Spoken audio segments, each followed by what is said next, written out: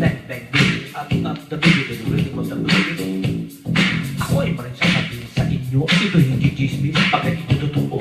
Ang pangyaring ito ay naganap sa tundo, lugar na kaisaya, lalo ta't may paggulo.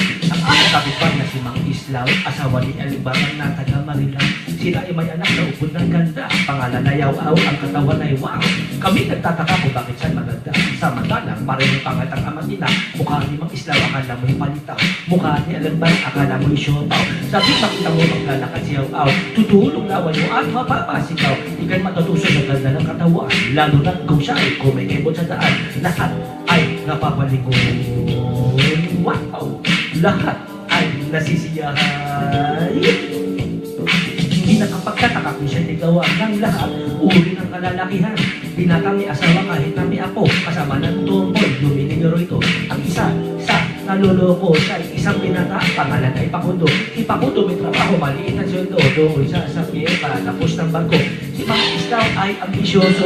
Ang nais ng manugang ay milyonaryo. At nang umakyat ng ligaw si Pakundo, ay direct ang hiniyari ng Islaw ito. Hindi ka dapat manigaw dito sa aking anak. Pagkat ikay patay gusto, mahirap at hamak. Sasama ng loob ng kawawa si Pakundo. Isip niya minsan ay malupit sa mundo.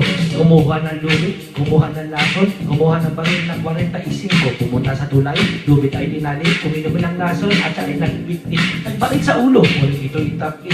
Tinamaan ng lubid na lagot ito. Nahulog si Pakundo, bumaksak sa ilog. Nakainom ng tubig na iluwa ang lason. O anong milagro? Nabuhay si Pakundo. Sa pantalan ay balikan natin si Yaw-Aw, anak ni Mang Islaw. Pila sa kanya ay mayroong lumilitaw. Isang milyonaryo, buhat pa sa Mindanao. Barko na yung tatlo, tuwa ni Mang Islaw. Sa boundary lamang, ihong buhay ng araw.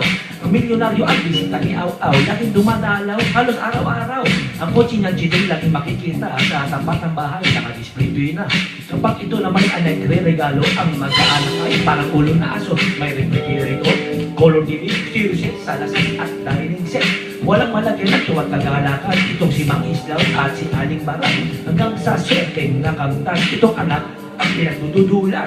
Sumama sa doon itong si Yaw-Aw hanggang sa nawasak ang kinabukasan.